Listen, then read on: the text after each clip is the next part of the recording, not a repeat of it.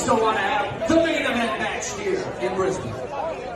I'll say it when I'm talking, you shut the hell up. Well, Sydney, the Aussie boys got the win, but these gangs are going to let us know that they're better than all of us on our feet side. Boom around the building. Look at those kids. How annoying is he? Oh. He's quite cracking the I'll give him that. Are you ready? Power. You want answers? I think I'm entitled. You want answers? I want the truth! You can't handle the truth! What we've got here is failure to communicate. I'm building an alliance.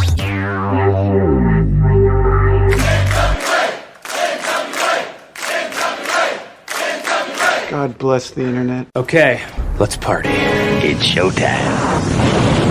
It's time for the Alliance Guys podcast with your hosts Kevin Frazier, Jaden, DKM, and J. Cal. What is up, guys? If I was a better... What's going on here? What is going on? Everything's gone to shit all of a sudden. Well, this is the Alliance Guys podcast, I promise.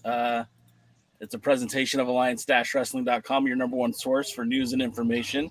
The screen should be what is going on? Hey, Kerry. Kerry's on the show with us. Give me just a second here, Mr. Kerry Morton. I'll figure out why my screen is acting all wonky donkey here. What is going on? It's all black, and once you go black, you can never go back. Sure. Oh man, this there we go. There it is. There it is. Look at that There's handsome son of a gun. Referring to myself, that handsome son of a gun. Jeez Louise. Yeah, look at you're out. You're freaking living the life. You're out on the lake, man. You got matches coming up, brother. What are you doing out on the lake? Listen, Billy pays me a lot of money, so I can just hang out at the lake. I mean, to be fair, I'm here at the lake, seeing a little karaoke. I got a little boat over this way, a little place here, recently purchased. So life is good. Life is cool right now. Feeling good. I got a sponsored T-shirt on right here. It's called The Breakfast Club. You guys can see this. Gorgeous, lovely looking shirt. Only for the champ. Custom made for the champ. Anyways, doing good, gentlemen. How we doing? You guys all right? Yeah, we're doing good, man, and it's a pleasure to talk to you. Obviously, I was out there in Mexico City, got to hang out with you just for a few minutes out there at the Mecha Wolf concert. That was our Monster Wolf concert. That was pretty cool, and got to hang out with you just for a few minutes. But you're somebody who I wanted to have on this podcast for a while, and lots of reasons why, man. The connections to the past. Obviously, your pops is a former world junior heavyweight champion, a multi-time tag team champion. Hell, he's held those tag titles almost every decade from the 70s until now. True. I mean, it's incredible when you think about it. And then, your history, your connection with the NWA. I mean, a lot of people don't know this, but I mean, of course you grew up in the business. Of course we know that. But the time that you spent in Smoky Mountain, now Innovative Wrestling with Tony Givens, I mean, you were in those locker rooms with guys like Chase Stevens, Matt Sigmund. You got to be a part of this whole wrestling thing long before you actually stepped in the ring. Can you tell us what it was like growing up in Bristol? I mean, Tony Givens was on this podcast, and he said, like, you're now like the most famous name that lives in Bristol, Tennessee. It's true, and Tony's not wrong there. I am the most famous name that lives in Bristol, Tennessee, being a world traveling champion. But those guys, they showed me a lot. Growing up with them, they showed me how to carry oneself in a locker room and how to carry myself now all across the world, all across the independents.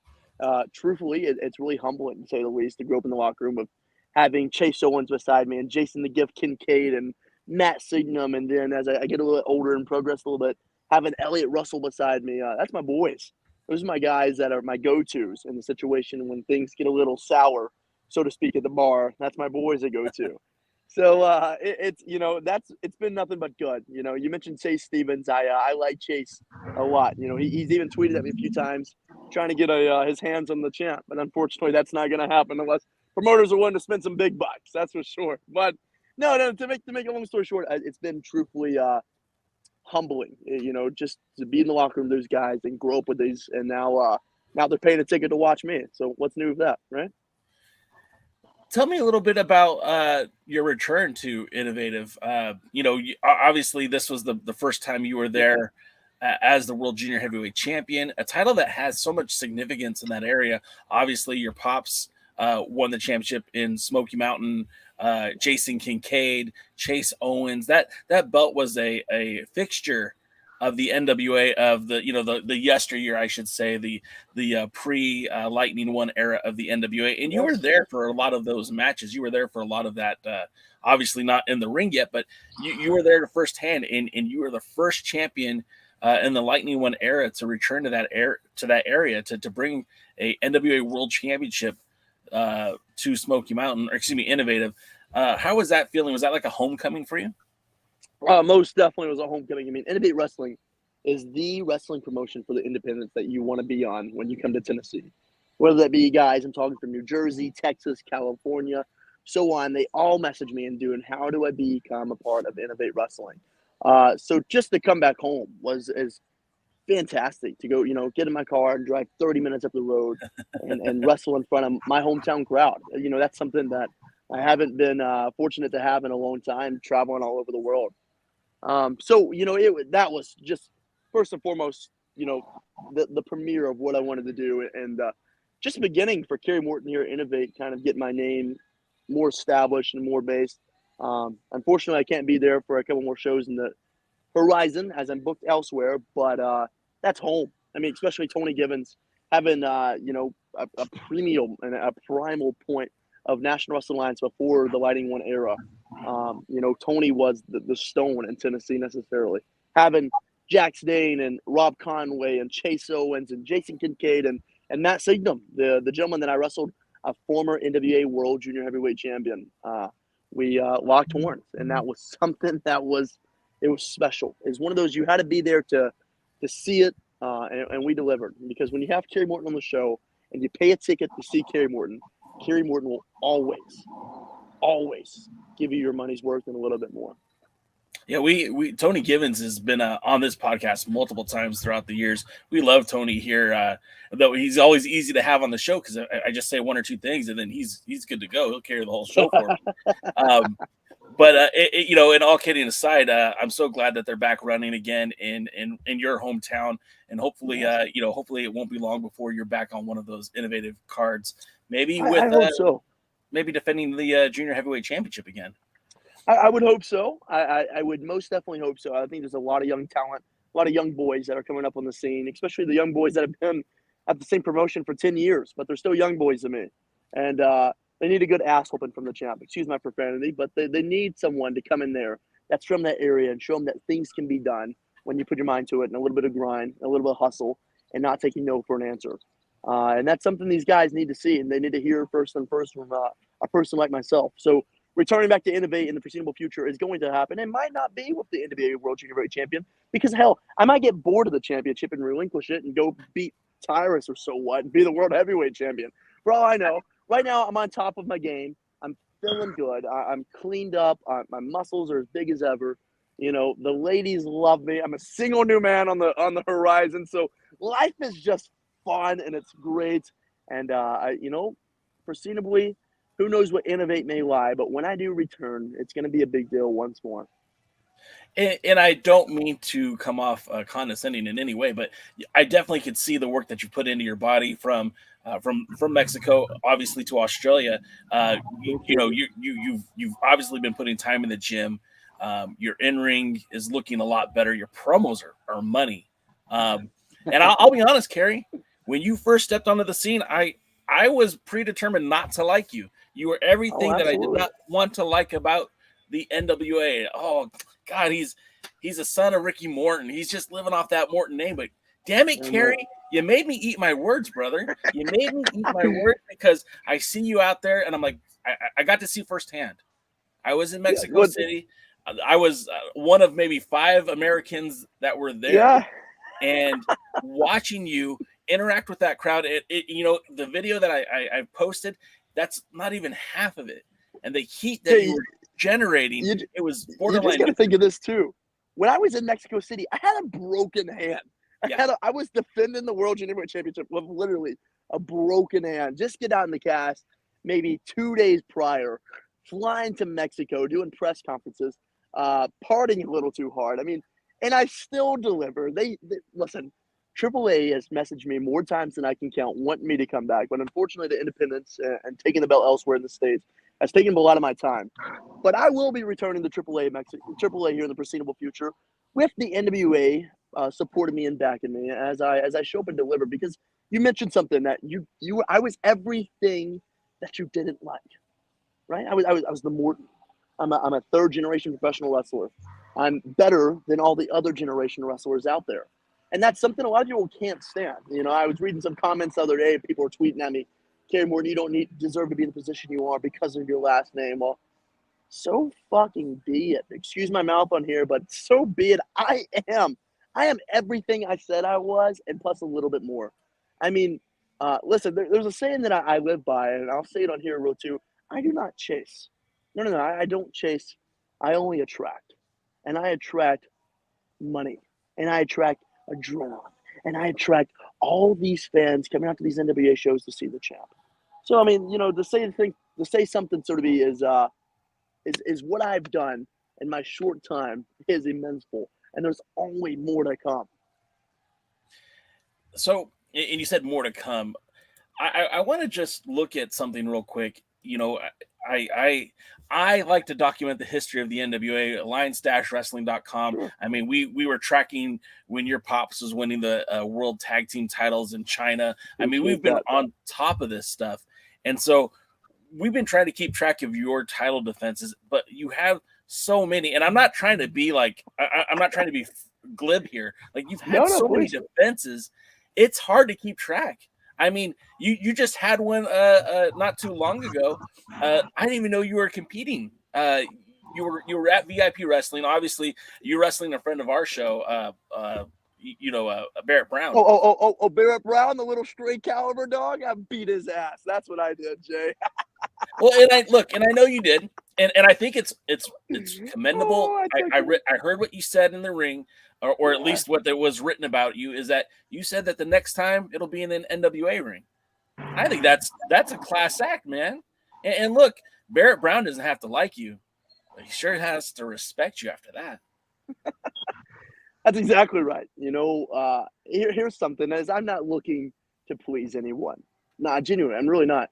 What I have done, and you know, I built this wall around me necessarily of not people, of not nonsense, of just kicking out the nonsense, is people that want to kiss your ass, so to speak, to get to the next step and then forget about you when they get up there. See, that's not who I am. I take care of my boys. I take care of those who I came up with. I gave the Heat Seekers an opportunity in the Crockett Cup. They delivered. I gave, you know, my boys, the guys, Alex Taylor, he's got a hell of a push right now, and Silas Mason's getting another good push. Thrillbilly, that's my boys. I give them, you know, all I do is elevate people. And so Barrett Brown should be thankful that I elevated him to another level that he would have never gotten elsewhere. That's what he should be thankful and proud of. Not necessarily even, he got to step in the ring of a world legitimate champion. All right, Jay? Step in the ring of a world legitimate junior heavyweight champion. And I did everything and a little bit more. We went 20 minutes. We went the time. I even suggested that they restarted the match, and which they did. They restarted the match. Barrett agreed verbally, yeah, let's do it. Restarted. Ding, ding, ding. You know, I got in the microphone. I had my spill. I would like to offer him a little chance in the National Wrestling Alliance in the foreseeable future. And then I beat him. Beat him. Now, I'm not a booker, Kerry. I don't book these things, but can we see a rematch maybe at the 75th? Is that something that's been talked about, or? No, listen, I got bigger plans at 75th. Oh. I like Barrett. Good guy. Cool. I beat him. What's next? He might, you know what? They'll probably give him a ring. He'll probably be an invitational somewhere for him in the foreseeable future to come onto the National Wrestling Alliance stage. But at the moment, you know, I got bigger plans at 75. And something I can't spill just yet. I'm not asking you to keep putting over Barrett Brown, but don't you agree that he is a talent that helps strengthen your junior heavyweight division? I mean, look, you sit on top of the NWA. You sit on top of that solid junior heavyweight division, and I mean, Alex Taylor, Joe Alonzo, Colby freaking Carino is back. I beat them all. Jamie Stanley, if he decides to get back into the ring again. I beat Jamie Stanley as well. And I'm just saying, like, it's funny how you just mentioned all those names: Colby Carino, Joe Alonzo, Alex Taylor, Jamie Stanley. Isn't it kind of funny and coincidental that Kerry Morton has beaten them? Well, Jay, I've beaten them all, bro. And listen, I beat them numerous times. So I beat Alex twice. I beat Joe Alonzo 8 times now. I mean, Jamie Stanley beat him once. Colby Carino, I beat him like 3 times now. Listen, Barrett Brown, he stepped in the ring of a champ and he got beat. So it makes me chuckle a little. I'm very chuckle. But you have a good point. He would elevate the National Wrestling Alliance junior heavyweight division. So when I move up in the ranks, then he might get an opportunity. And I think he deserves an opportunity once more to redefine his legacy where it stands now. He's a hell of a competitor. I like VIP wrestling. I'll be back at VIP wrestling to take that VIP heavyweight championship here in the foreseeable future. And that's it. I mean, there's nothing next to it. I mean, I'm the belt collector now is what you should call me. The belt collector, Kerry Morton. So you have run through the majority of the junior heavyweight division in the NWA. Is there somebody out in wrestling? I mean, I heard you kind of throw it out to Tom Lawler, who was at the Forbidden Door pay-per-view, like, hey, TK, come pick me up. I'll put my junior heavyweight title on the line against Tom Lawler. Is there somebody out there like a Tom Lawler or like a Danny Limelight or another junior heavyweight that you would like to test your against? Yeah, I mean, Danny Limelight or whatever and Tom Lawler, they'd probably get their ass whooped. I mean, there's nothing new about that. And here's the thing. I'm not on here to say, hey, I'm Mr. Badass, I'm Mr. So-and-so. But what I am is I am the epitome of professional wrestling. And I don't have to necessarily talk about myself this whole time. And I want to put those guys over. I mean, Filthy Tom Lawler got robbed an opportunity, and God forbid Adam Cole and his health. Godspeed on that. But I mean, he should have to step up, and he should have to wrestle someone that's going to elevate Tom Lawler a little bit more. And that's Kerry Morton. Whether Tom Lawler knows that or not, I am everything I said I am and a little bit more. So hell, TK, I've gotten the message a few times.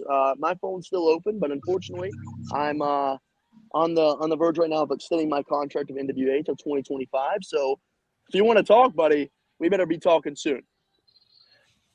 So committed to the NWA, which I think is great. Obviously, the National Wrestling Alliance, it's one of those Benjamin Button things. We're kind of going in reverse. It's a company that's been around for 75 years, but it's still kind of in its infancy right now from the day that Billy Corgan took over until now. I mean, there's still so much room for growth, and obviously it's going to need young, strong athletes to help carry this brand going forward. I mean, you could have a world champion who's 50 years old, and you could have, some of the other guys that are on the roster. But what's going to really carry this brand going forward into the next 5 years, 10 years are guys who are like you in their prime, or not even in their prime, still working towards getting into their prime.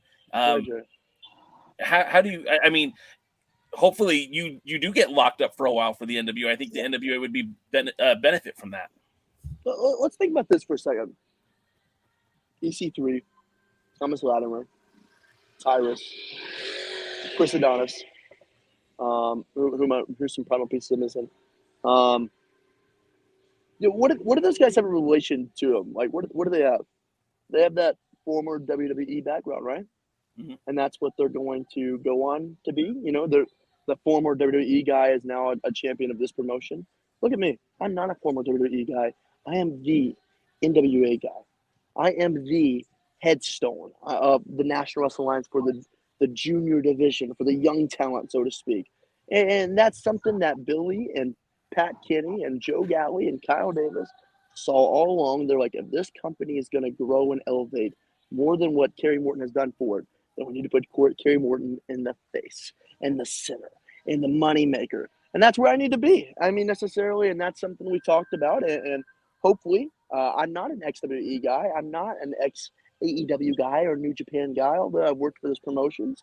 I am the NWA guy, and I am the future of the National Wrestling Alliance, whether people like that or not.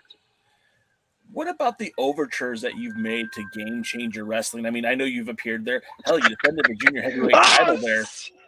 Is Brett Lauderdale on your speed dial? Is he trying to get you to have more appearances there? Is he trying to convince the world junior heavyweight champion to come to Game Changer Wrestling? Red Lauderdale, Game Changer Wrestling. You know, I am everything that Game Changer Wrestling doesn't like. You know, because I am a good professional wrestler. I'm a good-looking dude. I'm a good-looking dude. I'm no Effie. I'm no Jimmy Lloyd. I'm no young boys like that. I am Kerry Morton. And that's something that they cannot for the life of them understand that and get that damn, dude, this guy is money. I mean, I showed up to Game Changer Wrestling in Atlantic City, and I beat their top guy. I beat their top guy in like 10 minutes tops. I beat him with my deal, and they all presumably boo me? Why would they boo me? I'm a world champion. I'm the best thing GCW have ever seen. So if Brett is smart, and Brett, we talked a few times, and yes, he wants me on his shows really, really bad. My rate's gone up, so I don't think he can necessarily afford me, but he wants me on his shows really bad. And here's the thing. If I show up to Game Changer Wrestling, go ahead and give me the Game Changer Wrestling World Heavyweight Championship. I mean, there's that to it. I shouldn't have to wrestle. I shouldn't have to do this and that. Have a ceremony for me. Bring me a nice little piece of cookie cake. I'll watch the sugars on that one, but for that's necessarily, I'll have a nice piece of sugar cake. You know what I mean? And then I'll show up, and Nick Gage will come out to the ring, and he'll bow in front of me and say, "Champion, I am so sorry. I'm so sorry that I didn't respect you until now." And that's that. And maybe if they're lucky enough, I'll defend the belt once or twice in their promotion, but no hardcore bullshit. No. A legitimate professional wrestling match. That's what's going to happen. Maybe under the restriction rules of the National Wrestling Alliance, what we did at VIP Wrestling. I'll do it. I'll bring it there. So, yeah, you'll see Kerry Morton in Game Changer Wrestling in the foreseeable future. But right now, I'm booked every single weekend until, I believe, the beginning of October. Well, and I do want to go over some of your bookings. I know your time is limited, so I'll do this quickly. But Jay, we're good. I'll put a little time in more. I appreciate you, sir. You're so busy that you're missing some NWA dates because you're out there defending the title in Canada. I mean, I'm looking That's at. Right. I mean, normally we do these interviews on Thursday. I imagine you can't do it on Thursday because you're going to be traveling to Woolies to defend against NWA talent Dax Draper. I mean, this is going to be it's an NWA match, and it's an NWA match. And I don't think Dax Draper's ever had an opportunity to challenge for the Junior Heavyweight Championship, so that'll be a first-time matchup for both of you guys. It's very true. What are your thoughts on Dax Draper? Good story here. Promoter calls me a few days ago. Kerry, hey, I bought your first class. I got you the Marriott. I'm gonna take you out to a steak dinner. I was like, I appreciate that. And he's like, and then Dax Draper, by the way, I believe he's going to make weight. And I was like, no freaking joke. And Dax Draper, as much, and I respect the man dearly. What an athlete! What a primal he is, and what a freak of nature. I mean, Dax Draper, if he puts his mind to it, then he can do it. And right now, as we speak, I was told he's on weight. At 225, and this is going to be legitimate. I'm pound for pound legitimate with Dak because I told him and I made a bet with him via three-way call real quickly, and I was like, Dak, you're not going to do it. And if you do it, then I'll put $250 on the line, cash. I was going to offer. I offered a little bit more, and he said, Kerry, I don't want to take your money necessarily, or I don't want to have to give up that much money. So we did $250. Dax Draper makes his weight of 225 or less, then I guess the champ's out $250 for the night. But it's something I'm really looking forward to. We're going to tear it up. Woolies, that's Des Moines, Iowa, this Friday night for 3X Wrestling. Hell of a wrestling promotion. And then coming home Saturday. And then I know that next week you'll be in Canada. The Calgary kid himself. And with Mojapari. That's right. Someone that's endorsed by the Hitman himself. Bret the Hitman Hart, the one that's called me to come up to Calgary and wrestle for Dungeon Wrestling. And he said, Kerry, I have this guy. I have this young man that I've worked with for years on end. And I think he's ready to take that step up and wrestle with you. So as you see right there, it's not advertised at NWA World Junior Heavyweight Championship, but maybe, just maybe if I'm feeling generous enough, I'll put the belt on the line because that's what a traveling champ does, right? and that takes you out of the event that's happening, obviously in Chicago in the Highland Park, the charity for HP Cares for Cooper. But you'll be there the next night for the TV tapings, I believe. When the TV Yes. tapings are July 9th, there's going to be 2 sets of tapings, both 2 p.m. and 6 p.m. So I see you. I know that those tapings are going to be very important because they're going to be what feeds into the 75th anniversary show. But then in later in July, you've got Kissimmee, Florida. You're taking on Dino Babic. This is he's coming to the States. He's looking to make his name in the States. He's mostly wrestled in the United Kingdom, so this will be a different style that you haven't really have had a lot of matches against. Yeah, it'll be a shame. Junior Heavyweight Championship. It'll be a shame when his back's on the mat for a count of 3. I mean, well, there's 2. I mean, what? No, Dino Brooke. Who's he ever beat? Yeah. So be it. What's next? Well, then the Boca versus the World, right? Boca versus the World, baby. Boca Raton Championship Wrestling. Alan Martinez, hell of little dude, man. I'm telling you, he flies all over the ring. He likes to do his little dancing, so to speak. I'm looking forward. But see, that Saturday night, I'll also have another match in Florida for CCW, not mistaken. You know, Nilio, if you're listening to this, you're paying me both rates, my full rates both nights. You're not getting a brother deal. That's not me. But I'm also wrestling CCW that Saturday night. And that Sunday, a little birdie's called me, actually. That happens to be the name of Kevin Sullivan. And Kevin Sullivan has asked me to come to some wrestling school where I'm going to be at nearby and get in the ring with him for a few. So that's something I gotta admit on here. Is I was going to keep my mouth shut until it happens, but I'm going to get in the ring of Kevin Sullivan. He wants to see everyone. Listen, Jay, everyone wants an opportunity with the champ. You know what I mean? Everyone. It's just known. And so I'm going to show up and I'm going to go beat old Kevin Sullivan's ass. The Taskmaster, I'm going to beat his ass. That's all I'm going to do. So what are you going to do when he brings out the Zodiac Man? We're not going to talk about the Zodiac Man, all right? We're not going to talk about that right now. It's a little scary. It's kind of close to my bedtime. I got to sleep tonight. We're not going to talk about the Zodiac Man. Let's bring up your next title defense. And again, such a busy month for you in July. Obviously, June was pretty busy. May was very busy. Australia. But let's the last match I have that I know of got you on July 22nd back in Canada, taking the NWA World Junior Heavyweight Championship back to Canada, making you a defender in both the United States, Canada, Mexico, Australia. I mean, geez, you are a globetrotter, sir. I very what should I say? I'll be tired, so to speak.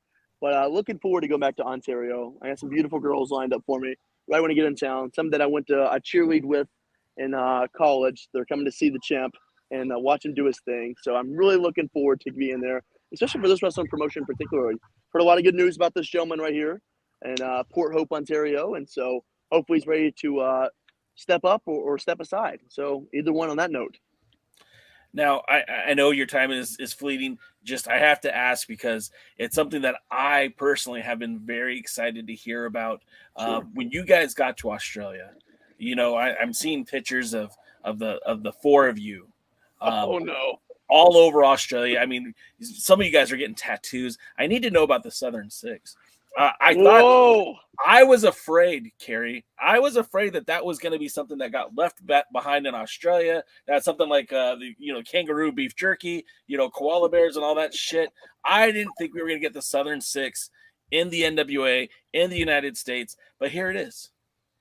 Listen, when I say this, I say this with the utmost and dear respect. Southern Six is something truly special. And it's something that wrestling has not seen in a long time. A legitimate stable of friends that go out there and give their people their money's worth and whoop their ass while doing so. And that's what the Southern Six is all about. We're about partying. We're about making money. We're about the women. We're about whatever Thrillbilly likes. And we're about a little bit else. Other than that, Thrillbilly's a wild child himself. Something's hard to tame, so to speak. But when he's along with the champ too, we're both some animals. We're both some animals, not only in the freaks, but sometimes in the sheets as well. So it's a long story. You got to be there to understand the inside joke. But anyways, truly something special. The Southern Six. We went hard. Australia went super hard. There's a lot of promotions, independents. I already want to book the Southern Six again. So probably going to see us outside the NWA making a little bit of noise and racket as something that we do. I mean, something that has the excellence to being the Four Horsemen. Seriously, it has the excellence of being the Four Horsemen, but we're not the Four Horsemen. We're not going to compare ourselves to the Four Horsemen because we're something that's utterly different and means something different. Well, and you'll see that here soon. And again, no disrespect intended. I see you guys kind of like the Freebirds. You know what I mean? Like the Horsemen were always kind of stuffy. If you ask me, the Freebirds kind of seems more parallel to what I'm seeing now. And I'm not saying you have to stick with 3 members or 4 members. I mean, I know it's cool. The 2 was silent in the 6th, but who else is coming? Who else is coming on board? Give me the 2 is silent in the 6th. Listen, so I am the captain of the Southern Six, you should say. I mean, Kinsey Page has a lot of pull in that, but she's kind of been off and away doing her own thing with the television championship, which is respect to her.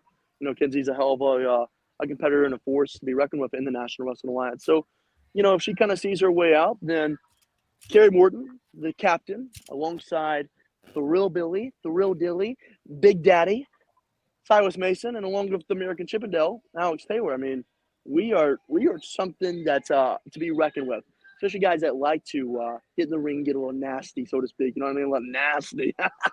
So, with that being said, that leaves the opportunity for 3 people, 2 honorary, 2 so to speak, but 3 we're thinking the whole big picture. So, who wouldn't want to see rock and roll in the foreseeable future, huh? I mean, a little rock and roll Ricky Morton, he's along my side. Who wouldn't want to see maybe Billy Corgan? Who wouldn't want to see Billy Corgan leading us out to the ring? I mean, the opportunities are limitless. I mean, Homicide grabbed my attention the other day, and Kerry, I like the Southern Six thing you're doing. So, who knows what the future may lie? All right. Well, hey, Kerry, I don't want to take up any more of your time. I know. Look, I see that you're at the lake. I'm sure there's some beautiful women that's there with some cocktails for you. I'm not going to take up any more of your time. I do appreciate you being on here. Maybe as we get closer to the 75th, maybe we can have you come back on, and maybe we could talk to some of the other you and Alex and Silas and whoever might be a part of the 6 at that point. That would be very ideal. Let's do that. Let's bring the 6 on. We'll get together. The boys will all get together here in Tennessee, and we'll create some ruckus. That sounds like a good idea. Maybe I'll even have some of the girls with me too. What do you say? You like that, Jay? You like to see beautiful women, don't you? I'm assuming. Of course, yeah, of course. Who you do. doesn't of like? Course beautiful? You do. You like to see beautiful women, so that's what the champ's going to do. I'm going to bring a beautiful woman on the air with me and let you see what the champ has to offer every single night. It's fantastic. They don't make them like this anymore. They do not make them like this anymore. Kerry, appreciate your time, man. Good luck on your upcoming defenses. Good luck on your upcoming travels. May the traveling gods be with you, and be well, Kerry. Lions Blog, I appreciate you. You guys be safe yourself, and I will see you in the foreseeable future. Champs out. See you. I'm going to see you in St. Louis, brother. Oh, see you in St. Louis it is. Until then, the champ's out. Talk to you soon, boys. Be well, Kerry. Man, I never spoke so much in my life. Yeah, and I apologize for that, man. Initially, I thought this would be a much longer interview. We kind of had to, we had to put an hour interview into about 25 minutes. So I do apologize for that, Jaden. But what do you think? What are your thoughts on the Mr. Kerry Morton? I like this persona. It's something that's real. I don't think this is a guy putting on a gimmick. This is Kerry Morton, and real brings real. And if you want to be real wrestling, be a real wrestler and bring real fans, you have to have a real personality. And Kerry Morton definitely has a personality. That's great. I'm becoming a fan of him. I didn't dislike him as much as the other Alliance guys did over time. I never actually disliked him at all. I know there was a little heat and everything like that. I liked how he addressed that a lot of people don't believe that he deserves to be where he is because he's a Morton. I think that's the only reason he's there. If he keeps talking like that, if he can wrestle half as good as he can talk, he'll be junior heavyweight champion, the tag team champion, the national champion, the television champion, and he might even be the world buffet champion if he could beat Tyrus for that. No one's going to beat Tyrus for that. But what I did like about what Kerry said is, I mean, look, and I told him, Jaden, you heard me say it. I wasn't a fan of yours, Kerry, when you came onto the scene. Everything that you were when you walked into the NWA, I despised. And he made a believer out of me, man. And it didn't just happen. It didn't just happen in Australia, man. We're going back to Mexico, and I was like, wait a minute, this Kerry Morton fella, like what's going on here? And I really did appreciate the change, and what I really appreciate what the NWA did. And I'm quick to tell you when I think the NWA does something wrong. This is something that I thought they did right. They didn't rush this. They didn't have Kerry turn heel overnight, right? There was a very slow burn to this, and even really like. It didn't get to that heel turn until the Crockett Cup, because he was kind of being a dick, right? I could say that. He went from being a dick to like being an asshole. And I think, in terms of pro wrestling, he went from just being the guy that you didn't like to the guy that you're going to pay to see to not like, right? You Sure. agree with that? Yeah. I also I really like the fact that he's not a carbon copy of his father. Yes. I didn't, and that's it. And when they first presented Kerry Morton, that's what I felt we were getting. And I was like, oh man, I don't want another Ricky Morton. We've had Ricky Morton for 40 years. I don't need another Ricky Morton. And we're not getting another Ricky Morton. Like Ricky Morton in the Dangerous Alliance wasn't Kerry Morton. You know what I mean? Like this is an all new persona. This is somebody, his own man. And I think that's important. And now that he mentioned that before he was rolling with the Heat Seekers, those are his guys, but he's got new guys now. He's got Alex Taylor, which is kind of a smart move if you think about it. Alex Taylor was one of his chief rivals. Now is one of his allies, right? You got Silas Mason, and this podcast has been on the record to say how much we were impressed by Silas Mason, how much the Thrillbilly is going to mean to the future of the NWA. And now you got three young dudes who, I mean, have that same goal, that same mindset. And obviously there's more coming. The Southern Six isn't just going to stay as 4 people. They're going to add to that membership. And, we could speculate all day. I think we've already had some of the members of the Southern Six on this podcast. So I'm excited, man. I think this is a good time for the NWA. I think it's a smart business decision to bring the Southern Six to the United States. And what I really wish I had more time with Kerry is I want to know, when the Smashing Pumpkins are touring in the United States, are we going to see the Southern Six appear on some of those events? That'll be a good question. I mean, I would hope so. Another way to get the NWA name out there and his wrestlers' names out there. We were talking about how he's the son of Ricky Morton of the Rock and Roll Express, but in this Southern Six, the trio that we know a part of the Southern Six, yeah, Alex Taylor's Buddy Roberts, Silas is Terry Gordy, and Kerry's is Michael P.S. Hayes. He's the mouth that's going to get them all in trouble, and poor Cyrus is the one that's going to have to get him out of trouble. And poor Alex Taylor's probably going to be one that's going to get his butt kicked in the process. But they're the Freebirds right now. I agree with you. They're more of the fabulous Freebirds than they are of the Four Horsemen, and way more than the Rock and Roll Express. I like that. It's enjoyable. People hated Michael Hayes, and then they end up loving him. Now that's going to be that's going to be Kerry. They hate him, and now they're going to end up loving him. Yeah, and that's the thing. Like, I think that was a very smart. I keep saying smart, right? This happened organically. At least that's what it seems like. I don't feel like this was Billy Corgan saying, all right, guys, we're going to put you guys as a group. I feel like this was just a byproduct of being on tour, right? Being on a long bus ride, long plane ride, sitting in the hotels waiting for the next show date. You've got this group of people. And again, they're all young. Like, I think Silas Mason is 30. And that, he's probably the elder statesman of the group. But Kerry Morton, I mean, he's like he's 22 years old. Kenzie Page, I think she just turned 20 or 21. She's young. Alex Taylor, I'm gonna have to look it up right now because I don't actually know, but I believe he's only like 87. 20. He's 87. He's how old? 87. He's really good care of himself. He's 29 years old. So I mean, again, these are all young, for the most part, young competitors, young wrestlers. So Silas Mason, why did it say Silas Moon? That's funny. Silas Mason, I think he's the elder statesman, and I believe he's only pulling it up right now. He's only 31.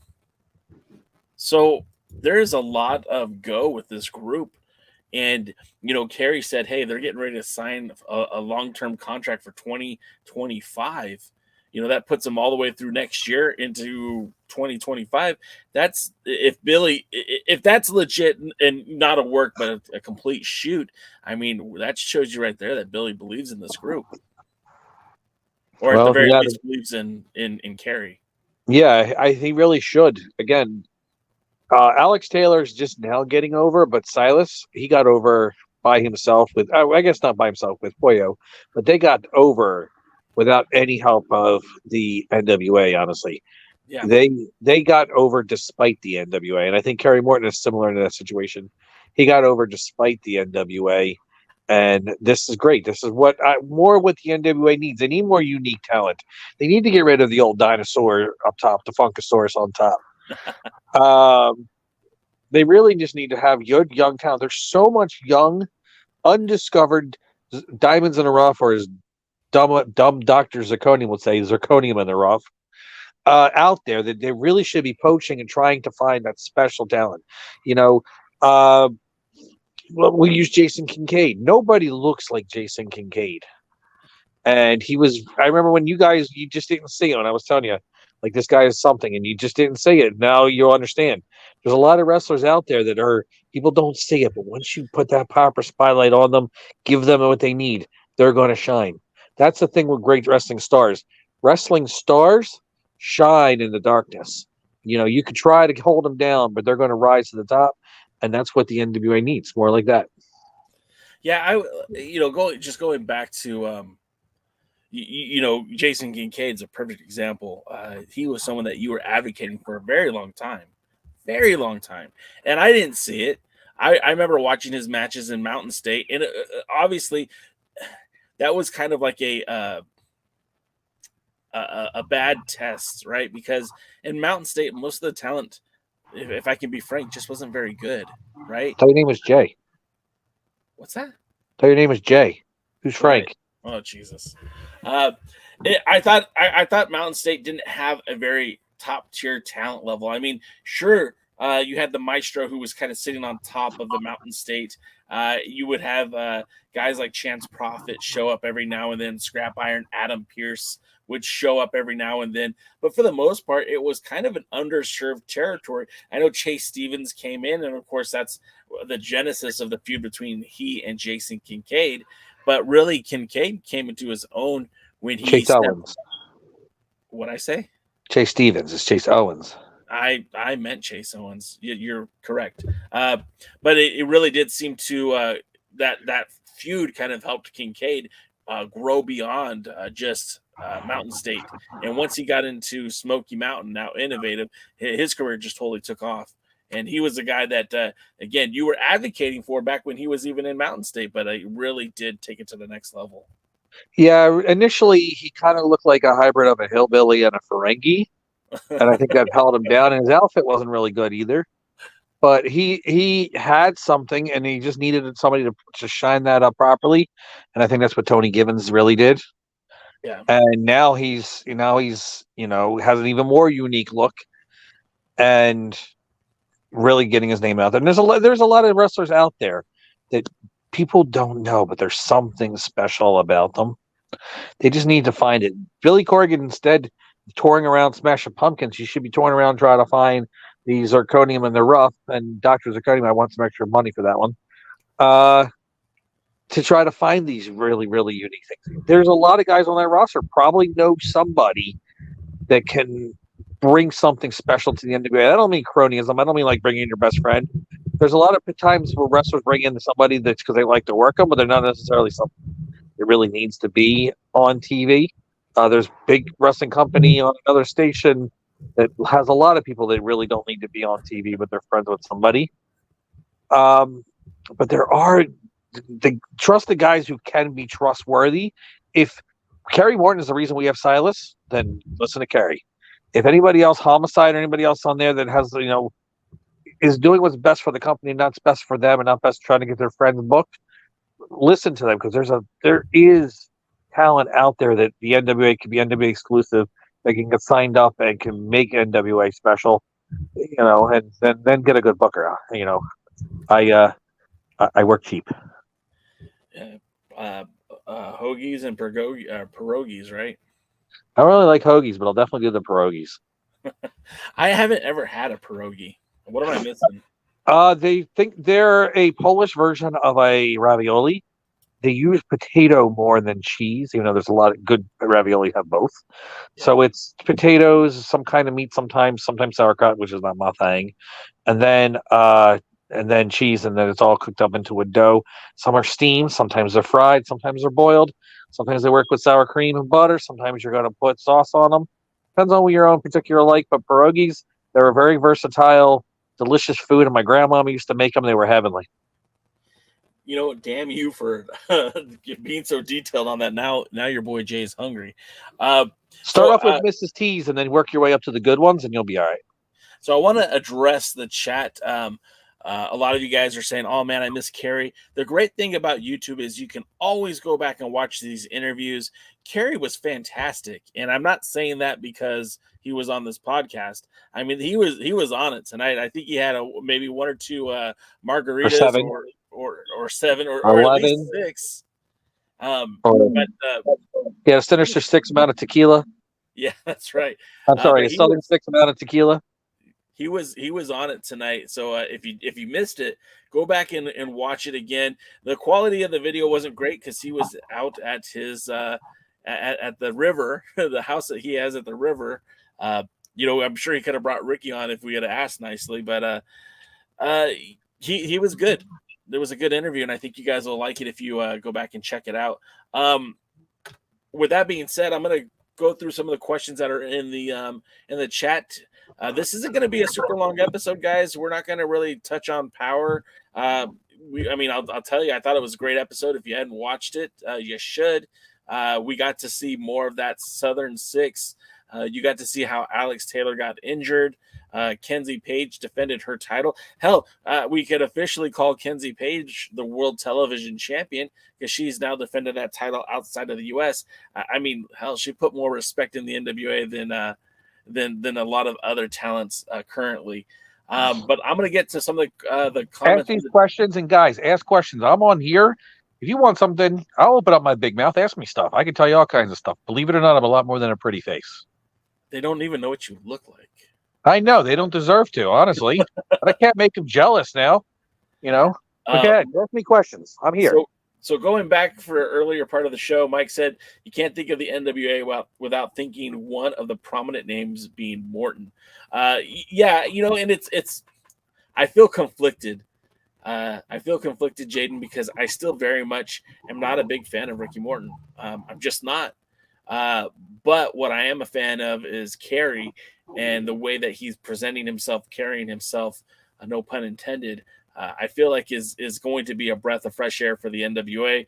Again, he's not living in his father's shadow. He's certainly stepped out from that. We're talking about a kid, and I could say kid because I'm old.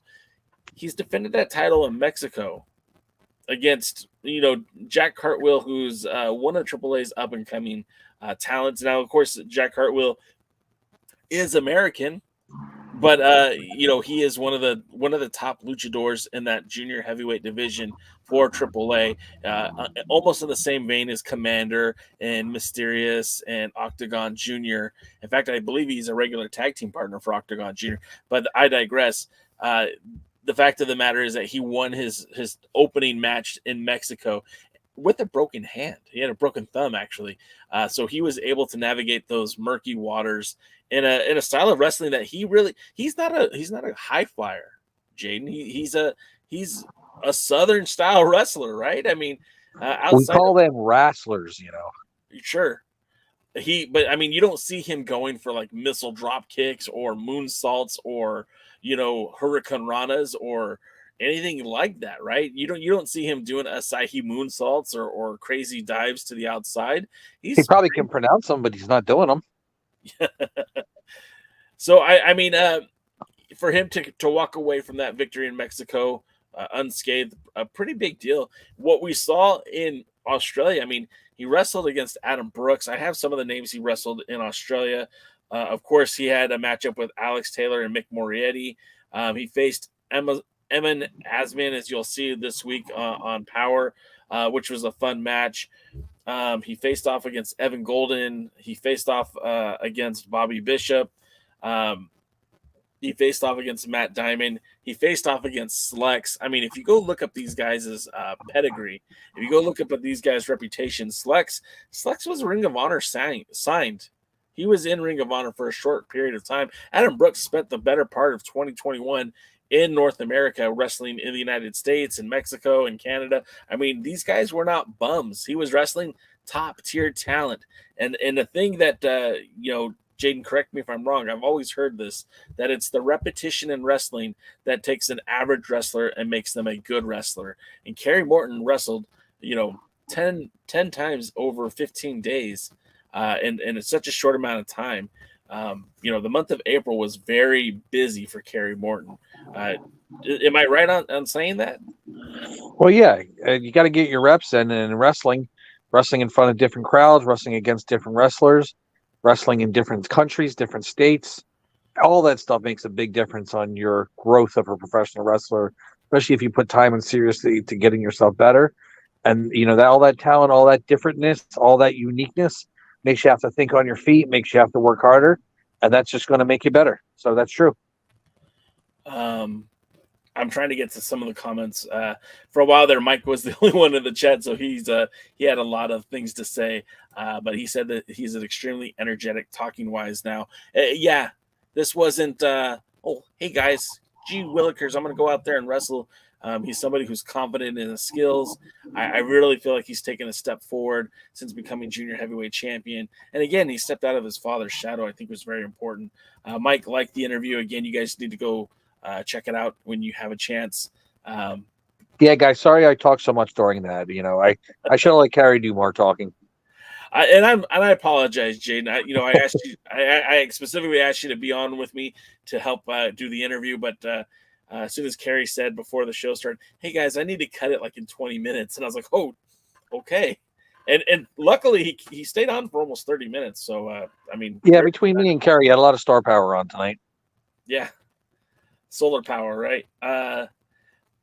James H. Jackson mentions that the sky is the limit for them, and I believe he's talking about the Southern Six.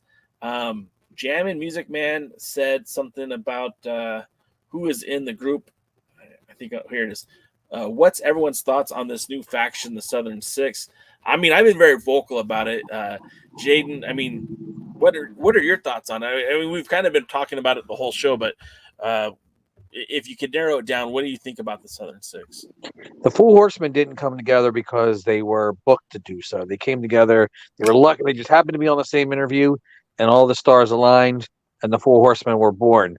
While Terry Gordy and Michael Hayes were friends and they were going together, Buddy Roberts was brought in to kind of calm them down, to be the calming influence. And boy, that was a dumbass mistake, because he was trying to think he's wild and crazier than both of them combined. But still, they put him together, and they initially thought he was going to be the narc, and they ended up being the most drunkest and the biggest party animal of all of them.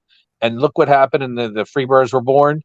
Sometimes the best stuff happens organically, not surgically, not planned out, and that's exactly what it is. The Southern Six is an organic faction that's going to grow the NWA and grow in the NWA and be the next big thing.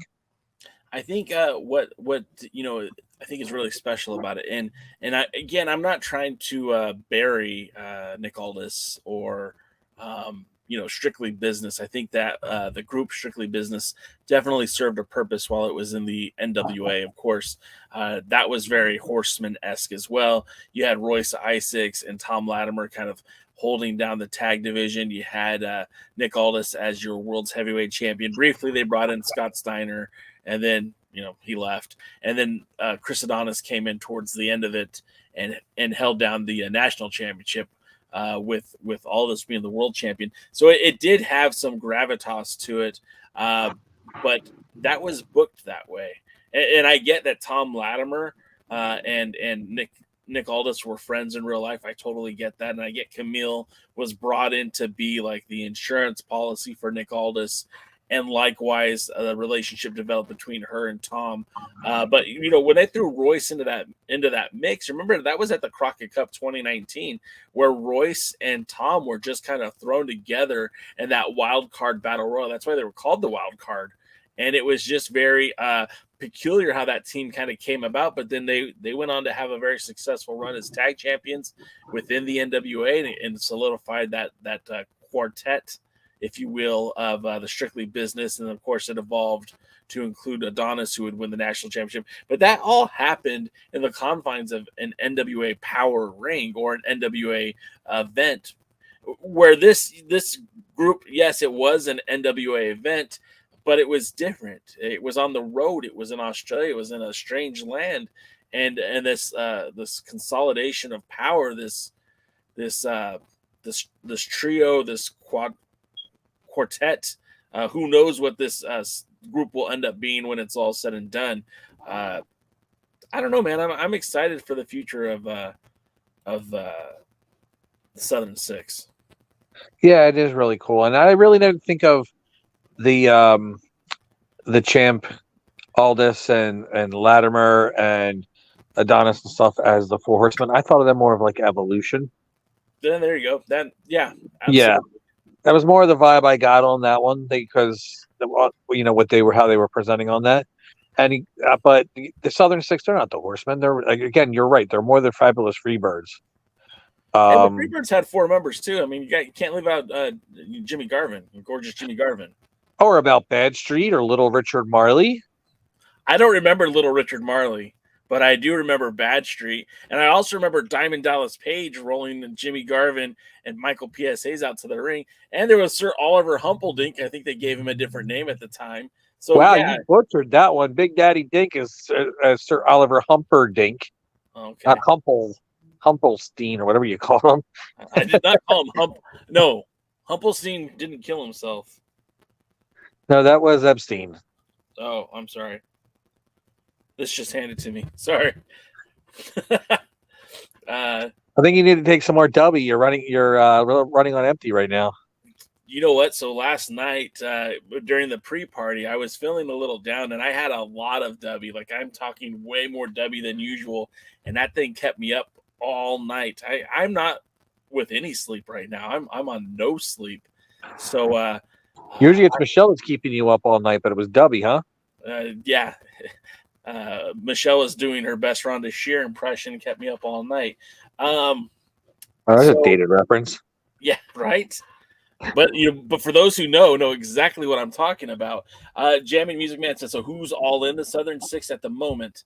And so I like the way that they kind of fed us to this point, right? Because the Southern Six, all these Australian tapings happened back in April. I know it's crazy to think about it because we're just now seeing the footage, but they did the 312 pay-per-view, right? Then they jumped on a plane to Australia. This is just a month after being in Mexico. Now, Mexico was only for the day, right? But they went to Australia for 15 days.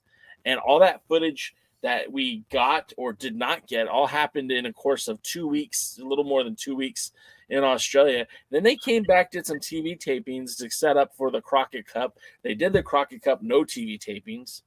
And one of the things that I do believe that they had every intention of bringing us the Southern Six at the Crockett Cup. I think that was already laid out because after Silas Mason lost the national title and EC3 had accidentally knocked over Poile Lamar, Silas Mason took that big step over her and then walked away. Did not pick her up, did not check on her. And the very next night when he was out there to face Dan Maff, who was in his corner? Alex Taylor. Now, there was no connection between Alex Taylor and Silas Mason before that night, except for what happened in Australia. If you weren't paying attention to the dirt sheets and guys like J-Cow who are like scouring the internet for NWA news and information, you would have missed out on this whole Southern Six phenomenon that happened in Australia. Because outside of Kyle Davis and outside of Joe Galley and outside of the members of that Southern Six, they weren't talking about it. The NWA wasn't exactly promoting this group. I mean, there's no merchandise available. There's, there wasn't really talked about outside of like maybe this podcast. And I think they realized that what they had in Australia was something significant, something special. And I think they started planting the seeds at Crockett Cup.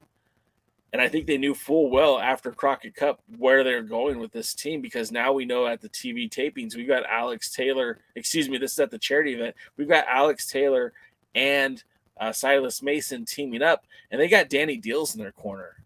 So, I mean, when Jammin' Music Man says, who's all in the Southern Six at the moment? Well, we're going to tell you for sure. There's 3 members that are on the record. We've got the World Junior Heavyweight Champion Kerry Morton, Alex Taylor, Silas Mason. Yes, that's all confirmed. We know it. They played their hand at the not at the Crockett Cup, at the Australian tapings. Sorry, the battery died, but I have another one. It's all right, guys. I'll be right here. Daddy's not gone. Daddy's just dark for the minute. It's weird to refer to myself as daddy to a bunch of mostly men in the chat. So then we know for a fact that those 3 are in the group. But then now we also know that, we don't know, but we can maybe assume or at least speculate that Danny Deals might be part of the group. And, I kind of feel like if Danny Deals is part of the group, maybe this is kind of going to be some sort of a mishmash of the Ill Begotten. Maybe we're going to see our old pal Jeremiah Plunkett in that group. What do you think about that, Jaden? Do you think Plunky would make a good addition to that group? Sounds like a Soul Asylum Wrestling get together after that. I guess. Or what was it? Saw. There you go. Yeah. Southern All-Star Wrestling. There it is. Yeah. Either way, I think that's a bit of a reminder of that. In fact, if you go to our Discord page of the Alliance Discord page, I recently posted a match on Saw between Damian Wayne and Vordell Walker. I think, if anybody's listening, DW sounds like he's a member of the Southern. If anybody's going to be that, they should bring in D-Dub. That will make an excellent member of the Southern Six. That's a tough one, man, because he'll be the other statesman, but man, that'll make them tough as hell. Well, what I'm saying is, like, he's a guy who, I mean, look, for all intents and purposes, should have been NWA World Champion. Controversy. Yeah, that was just the worst thing ever. I really feel like that could have been something very special and unique. Damian Wayne should have been the NWA World Heavyweight Champion. By the way, if you're interested in signing up for our Discord, I just put the link in the chat. I don't know if you can click. I don't know if you can click on the screen and have it work, but this is it. If you want to take a look, it's discord.gg xxn capital double D Y lowercase UK. Apparently, the Discord doesn't like double D's. It calls them yuck. Yeah, well, that's weird. But Damian Wayne, you're right. I mean, he doesn't have a close connection to the NWA currently, but he kind of meets the criteria of being someone from the South and being somebody that could add value to the group. Like I said, Jeremiah Plunkett, but just, looking in the chat, I saw somebody. Who would you book to be in the guys chat? Who would you book to be in the Southern Six? Matthew Underwood wants to see or imagines that the Country Gentleman will be part of that Southern Six. Thoughts on that? Okay, give it like a C plus. You know, I'm going to go the opposite direction, and I'm going to say, you know, we just saw them at the Crockett Cup. What about the Heat Seekers, Matt Sigmund Elliot Russell? That's a good option. I like that option. I mean, I know. Go ahead. I'm sorry. I say no. Kerry said Homicide. He's from the South Bronx. That counts, right? Yeah. Yeah, sure. I mean, look, if we're talking about anybody from the South, I mean, what about Luke Hawks? What about PJ Hawks? I think they're having too much fun going heels and being in Young Rock and stuff like that. But maybe. Yeah. I just think there's a lot of opportunities for that group.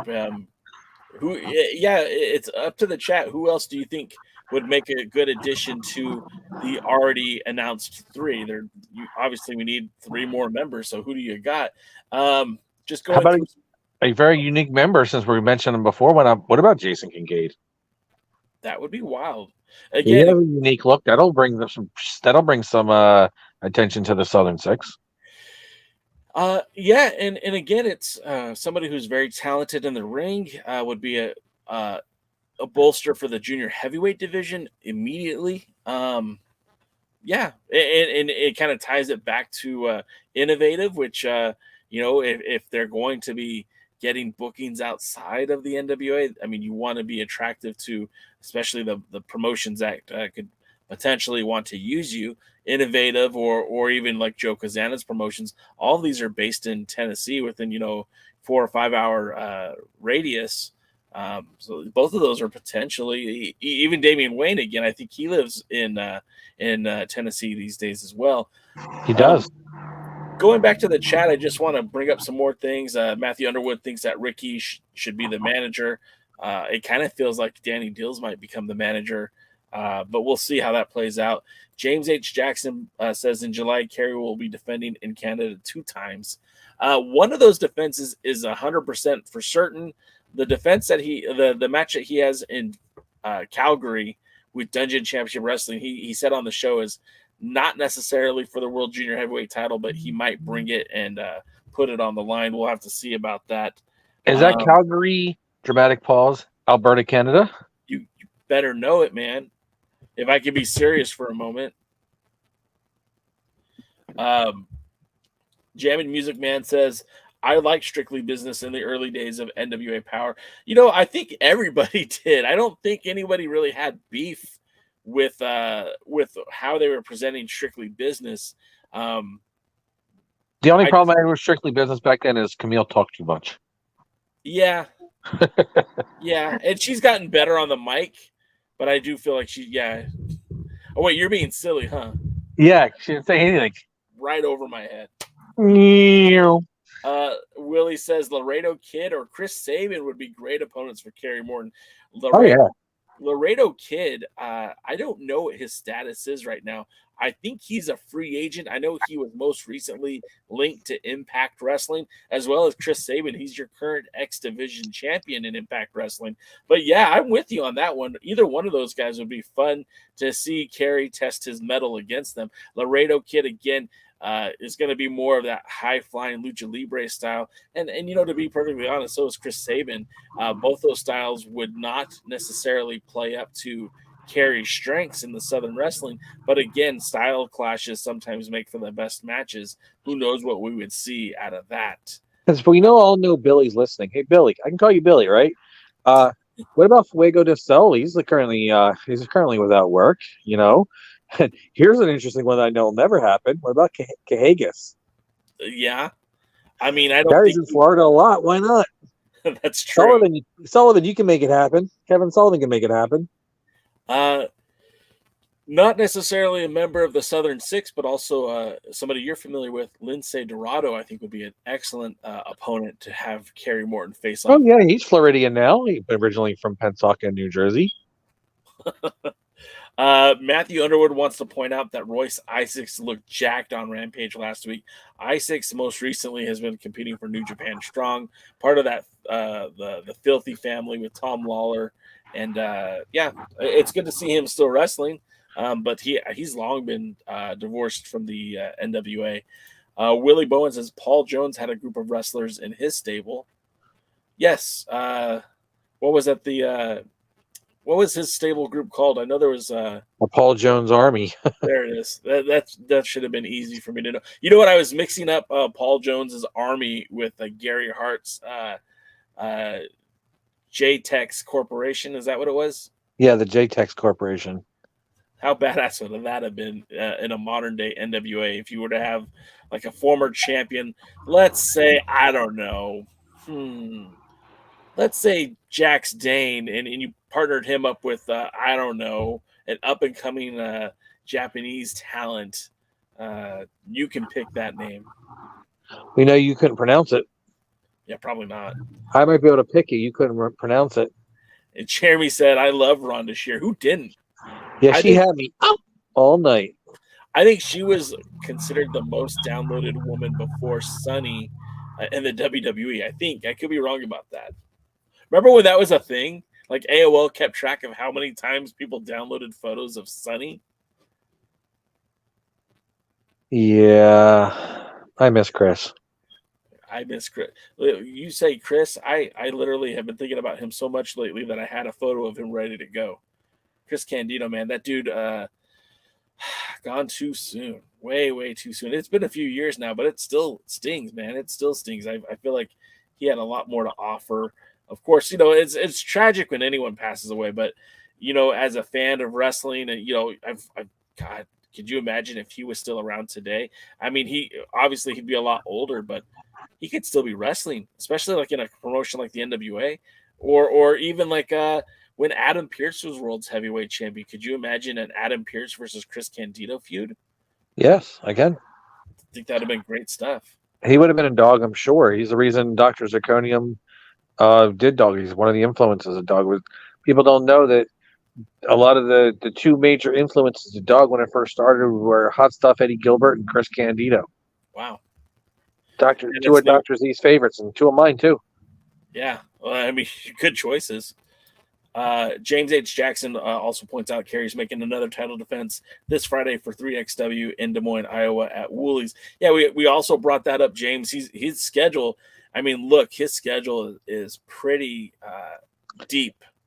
And I lost my schedule that I had for him, but I'll just roll up the graphics one more time. I mean, real quick, it's Des Moines, and it's not Kissing Me, and Des Moines. Making sure people know that. Thank you for calling people, making sure that everyone knows that my California education, it was inferior to your education in New Jersey. All right. Am I 4 degrees? You did go to a lot of school. Old school. I mean the Empire. I just watched that match the other day from the Dangerous Adrenaline Wrestling Gladiators event, Beware of Dog. And man, that patch guy is crazy. We got Kerry Morton defending against Dax Draper this Friday. Then next week, July 8th, he'll be defending against Mo Jabari. Maybe. Yeah, this is where he pointed out that the title isn't necessarily on the line. You can see in the graphic he's not even holding the belt. So maybe they're negotiating forward for that. Then the TV tapings take place on July 9th. He won't be at the charity event.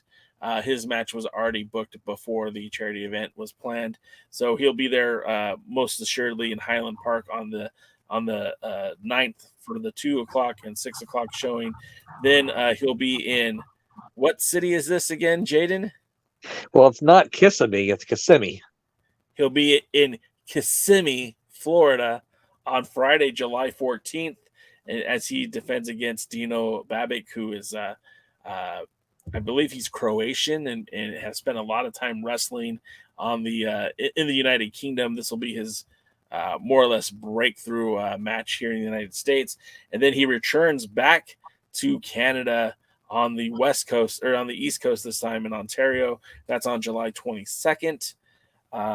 well, he'll be taking on Von Vertigo, who's recently been making some headlines. Recently appeared on an episode of Busted Open Radio, and then he'll be at Boca Raton. Oh, I had my dates mixed up, against Alan S2S Martinez, and mentioned that there's a few more other matches that he'll be participating in during that weekend. So, yeah, Kerry's going to be a very busy man as of late. I wouldn't be surprised if we see some more dates pop up very, very soon. And of course, he said he's booked till October, Jaden. We used to hear about talents being booked so far out of reach that it was detrimental to the NWA. Do you feel like that is the case these days? Well, no, because the NWA runs what, 10 times a year? Yeah.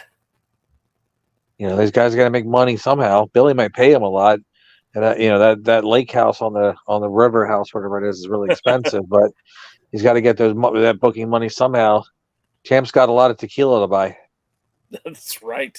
What kind of tequila is he buying? Is he buying the Rocks tequila? Which one is he buying? He's buying Clooney's tequila? No, he's buying the stuff that's filtered through diamonds. He's a champ. I want you to go shot for shot with him when you're at the 75th.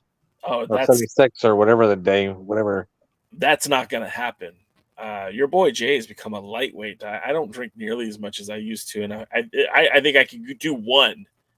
And in fact, actually, I'm allergic to tequila. I found out that recently, so that wouldn't be fun for anybody. Some more of the comments in the chat. I'm not going to talk about Ronda's chesticles. Mike says that, yes, Damien should have been champ, any champ, but got the effed. Mike also said, Kerry, Silas, Elliot Russell, Baby Doll's daughter, and Mims. That's a unique idea. Samantha Starr, because she's currently not involved with a single group as it stands. Huh. Third generation wrestler? Yeah, it's not a bad idea. And then also, yes, and Kincaid. That ties to NWA Smoky Mountain, not just Innovate. Matthew Underwood says that Young Rock is dead. We actually knew that. I knew that.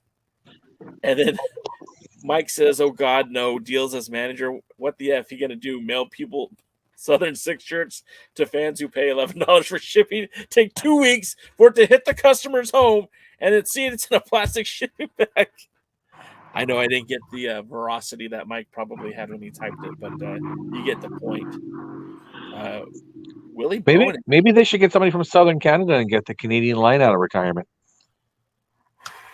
You're not on Facebook, are you? Very rarely. You know that. Damian Wayne, interestingly enough, has been talking quite a bit about the Canadian Lion. And I don't think he would want to be anywhere near that guy. I mean, I wouldn't either, to be quite honest with you. Matthew Underwood seconds the Fuego Kerry match for Highland Park. That would be, I mean, look, I don't know what the plans are for Highland Park, but, we don't know what they're going to do for the 75th. All of this is up in the air without having the TV tapings already. It's kind of like a clean slate when they get to the Highland Park. Everything after the Crockett Cup, I mean, no titles really changed hands. The most of the gimmicks, the only real gimmick change was Austin Idol, punching his son Scion right in the face and then knocking out Clearwater with the knuckles. So other than that, everything's pretty much the same. So we'll see how it turns out. Oh, I guess Ricky Morton turning heel too. Then more comments. Matthew says Limelight would book him everywhere. Good for Kerry.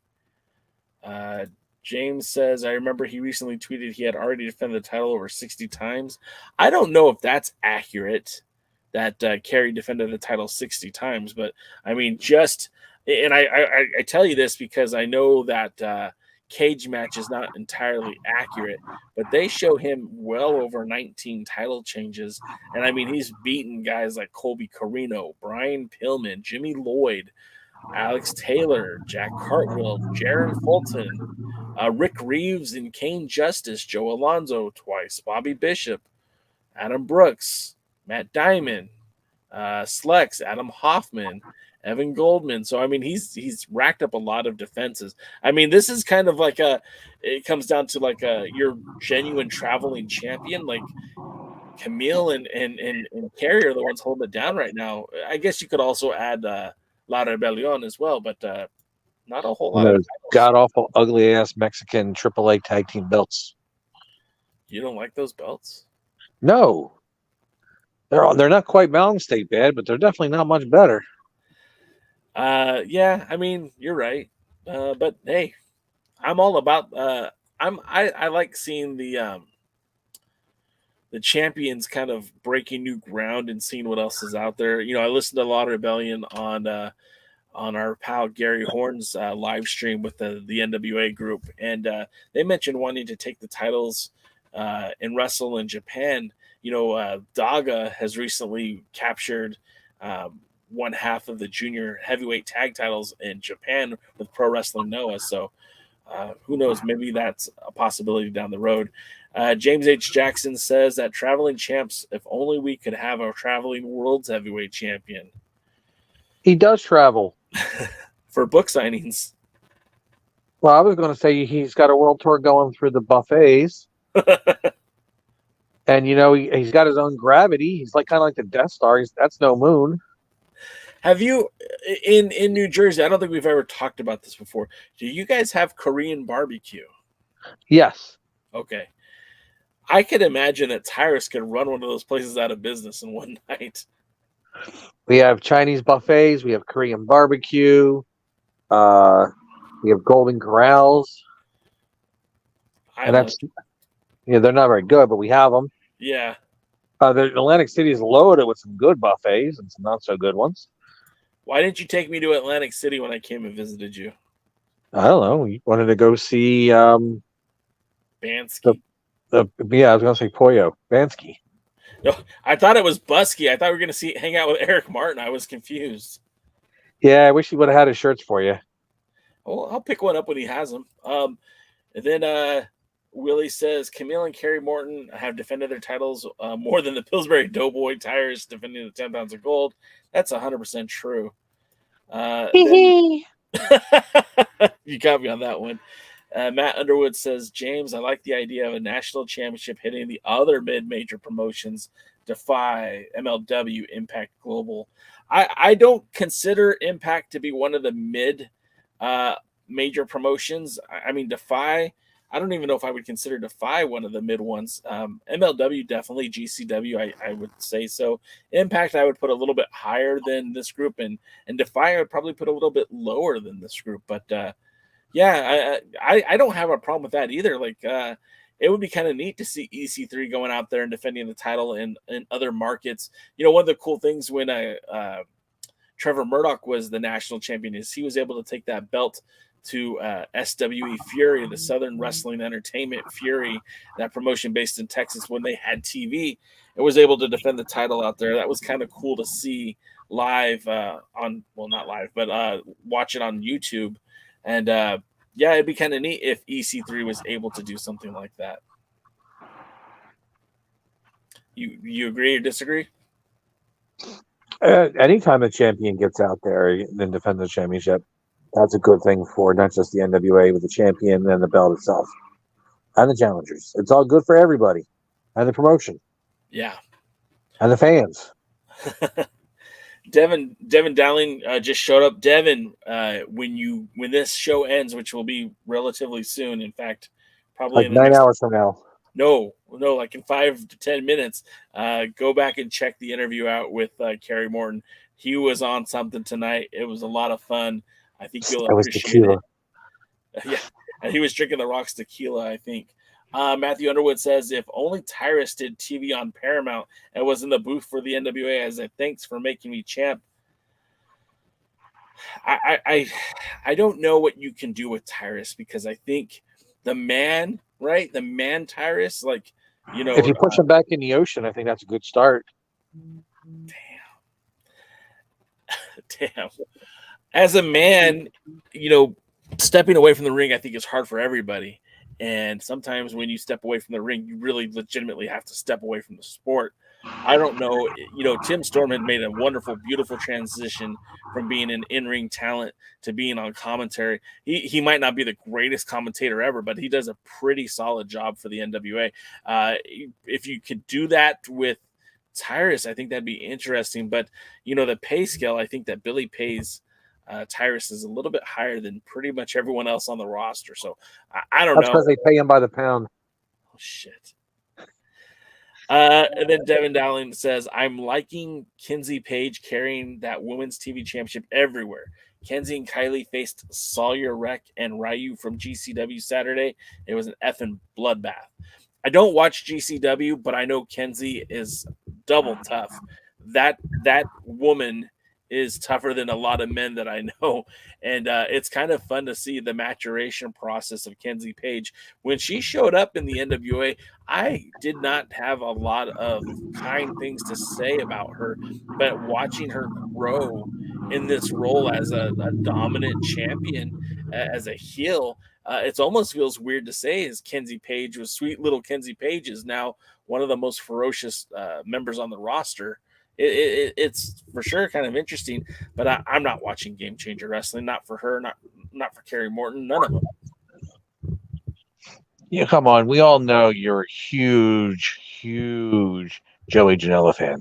No, like I was mad at Dave Marquez for booking him at the red carpet rumble. I did not care for him.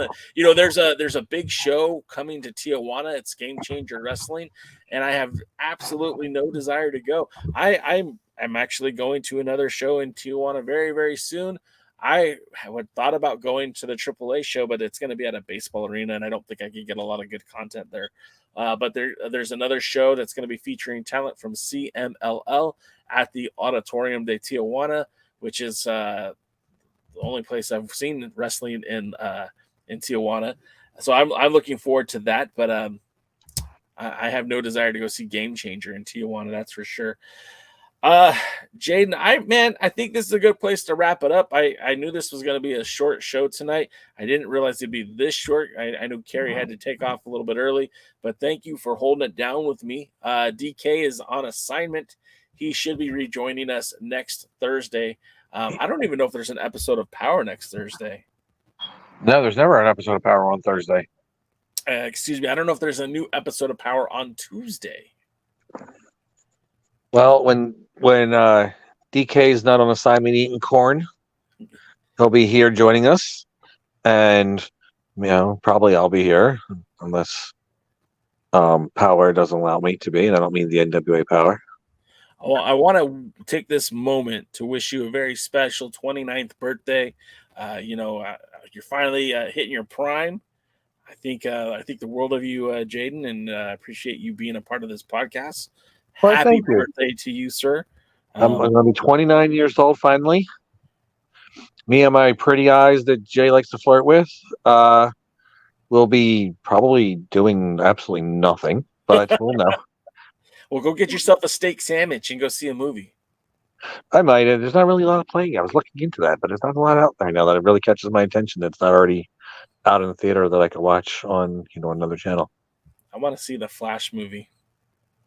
Hey, it went by too fast. Like that. All right. That's a good place to wrap it up. Again, thank you guys for being here. There will not be a podcast tomorw. Let's do it anyway. I won't be there. Let's do it anyway. What would we talk about? We could talk about corn. It's a big lump of knobs. It's got the juice. I can't imagine a more beautiful thing. I just hope he's not eating it long ways. You crack yourself up way too much. If you keep that up, W may take its partnership away. Maybe they should because I didn't sleep very well last night. But we know it's doing its job. Normally, you're the jabroni that's doing the job around here. No, last night I was looking up at the lights. It just weren't the lights I want to be looking up at. All right, so that's going to do it, guys. Again, thank you for checking us out. For those of you that hung out with us and the other Alliance guys earlier tonight, appreciate you.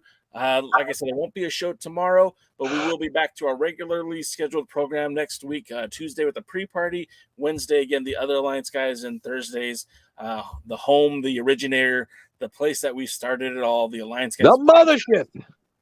What's that? The mothership. Oh, that's good. The mothership. We should start using that.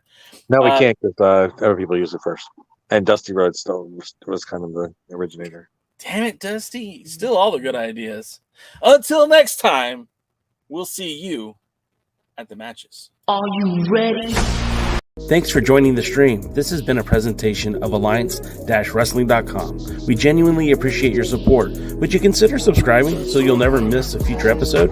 I'd also like to remind you we do a live stream every Tuesday at 5 p.m. before NWA Power. You can find us on social media at the Alliance Blog. And until next